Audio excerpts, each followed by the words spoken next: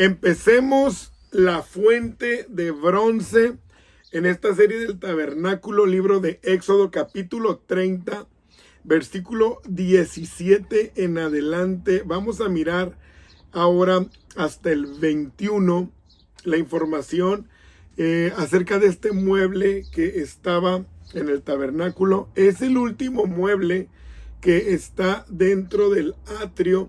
Y nos va a dejar una enseñanza muy especial en esta serie que hemos estado estudiando acerca del libro de Éxodo, de la construcción del tabernáculo que Dios le pidió a Moisés que lo hiciera. Bueno, entonces avancemos, ves lo que dice el capítulo 30, versículo 17. Abre tu Biblia para ir viendo paso a paso. Habló más Jehová a Moisés diciendo: harás también una fuente de bronce con su base de bronce para lavar, y la colocarás entre el tabernáculo de reunión y el altar, y pondrás en ella agua. Entonces, recordemos que después del altar del holocausto, que tipifica a Cristo, el sufrimiento, donde se asaban todas las ofrendas, ahora tenemos la fuente de agua enseguida. ¿Cómo no recordar que de ese sacrificio del Señor salió sangre y agua para darnos vida, verdad? De este mueble no se nos da la medida, y puede tener aquí una importancia, o le podemos dar una aplicación, porque todos los demás tenían totalmente estructuradas sus dimensiones. Podemos ver que este no tiene medida, o no nos las dan, porque para la limpieza, para la pureza no hay límites. Es decir, no llega un momento en el que digamos, ya estoy limpio, ya soy puro, ya soy justo, ya soy santo, sino que constantemente tiene que haber en el cristiano una limpieza. Por eso dice Apocalipsis que el que es santo, santifíquese todavía más. Entonces, este mueble que estaba ahí después del altar del incienso, servía para que los sacerdotes se lavaran y pudieran ministrar limpiamente. No bastaba solamente con venir limpios de casa, que dijera el sacerdote: no, pues es que yo ya vengo limpio, es que yo ya estoy apto, ¿no? Ya estoy apto, sino que ahí ellos tenían que volver a limpiarse, porque debían de ministrar de la mejor manera, ¿no? Entonces entendemos que este mueble que está entre el altar y el tabernáculo, previo a entrar al lugar santo, era el que requería que ellos tuvieran todavía una mayor higiene, ¿no? Antes de ir a comer, antes de obtener luz, por ver una aplicación, debemos de pasar por el sacrificio de limpiarnos. Es decir, antes de entrar a la palabra de Dios, debemos de tener una vida que sea agradable a Dios. Cuando vamos a entrar al tabernáculo, al lugar santo, ahí está la mesa de los panes, que significa la palabra de Dios, que significa la Biblia. Necesitamos previamente nosotros limpiar nuestra mente, nuestra alma, para poder ir con una conciencia tranquila, con un buen espíritu a la palabra, y que ella pueda entonces hablar a nuestra vida. Si vamos con un pensamiento egoísta, si vamos con una actitud negativa, entonces la palabra no va a ser un efecto.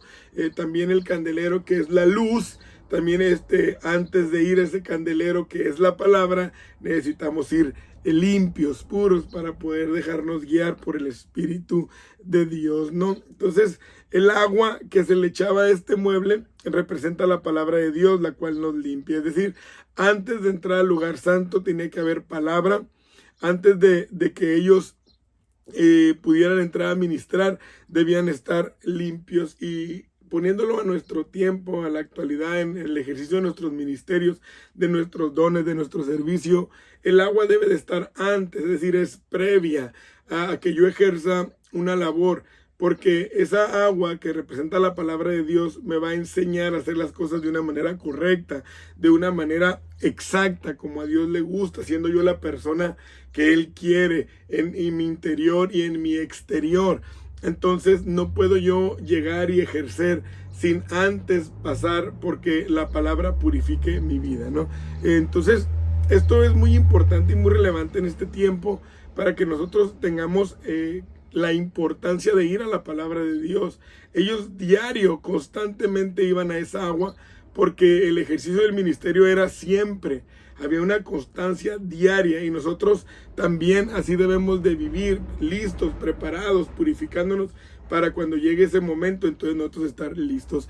Y vivimos tiempos difíciles, como no escudriñamos mucho la palabra de Dios, estos rituales que hacían en la antigüedad a veces ya no nos dicen nada, a veces ya no los estudiamos, ya no profundizamos, pero cuando vamos a ellos con el Espíritu de Dios, entonces nos remonta a la real iglesia, nos remonta al real ministerio, al real sacerdocio, para poderlo hacer de una manera mucho mejor y no se convierta solamente en un activismo o en algo que nos llama la atención o que entendemos que es correcto, ¿no?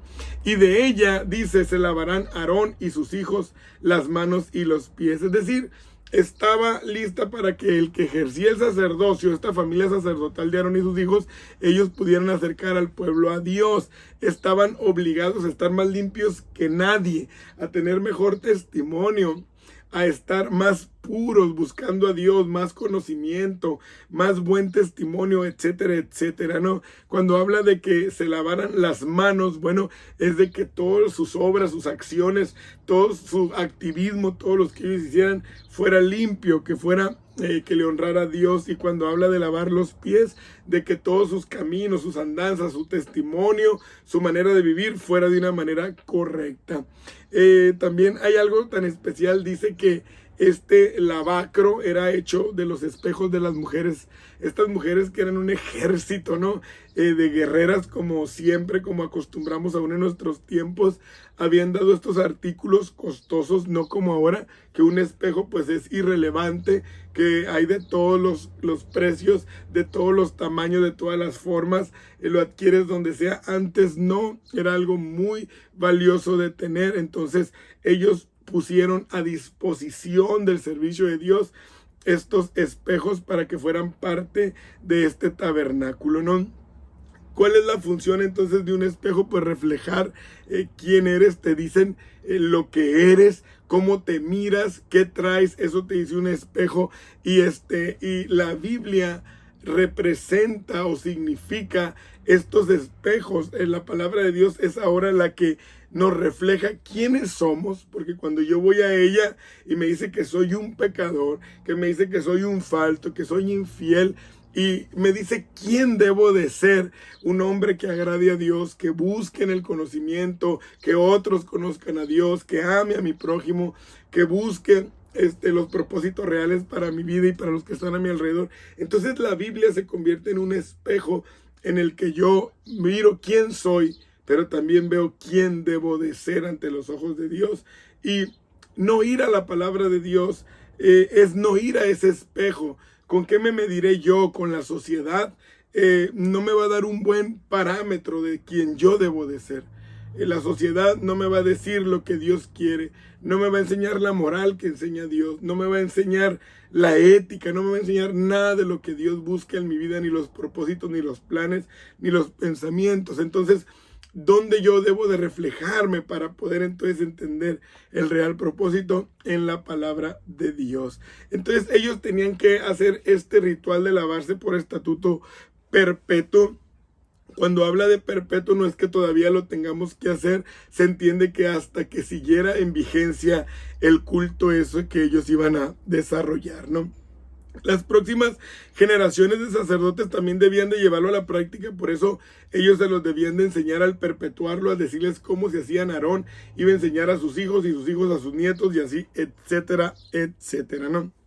Entonces podemos ver también que en los espejos estas mujeres estaban rindiendo esa belleza externa para que se pudiera encontrar una belleza interna en el pensamiento del sacerdote del hombre, al ir y ver ese reflejo, al verse a los ojos y decir realmente estoy bien o estoy mal, o hay cosas que tengo que quitar de mí, o hay pensamientos que los tengo que quitar, y no solamente pensar en una forma externa de lo que estamos viviendo con apariencias. No vivimos en un mundo de apariencias donde quizás el estar limpio depende de que alguien esté más sucio que yo, y me comparo con gente que a lo mejor tiene una vida más difícil, una vida pues con cosas que son más ilegales o no sé, pero el espejo es la Biblia.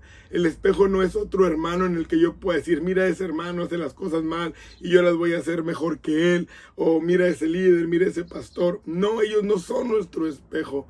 Nuestro espejo no es el gobierno, no es la sociedad, no es aceptar lo que ellos quieran. Es ir a la palabra de Dios, no donde yo pueda realmente decir, ¿sabes qué?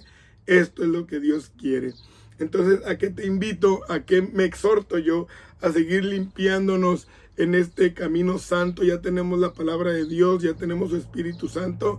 Ahora lo que falta es nuestra intención de poder realmente ejercer un cristianismo que le agrade a Dios, un cristianismo que vaya creciendo como la luz de la aurora, no solamente en nuestras formas externas ni en nuestro crecimiento personal en el que se pueda ver algún avance eclesial, etcétera, sino que en la gracia de Dios estemos creciendo y que en todo lo que hagamos se mire Dios. Mi Dios, es que Dios te bendiga. Estamos en la serie del tabernáculo y te invito para que te profundices en estas historias maravillosas que son impactantes para nuestra vida. Video número 158 para la gloria de Dios y seguimos adelante. ¡Ánimo!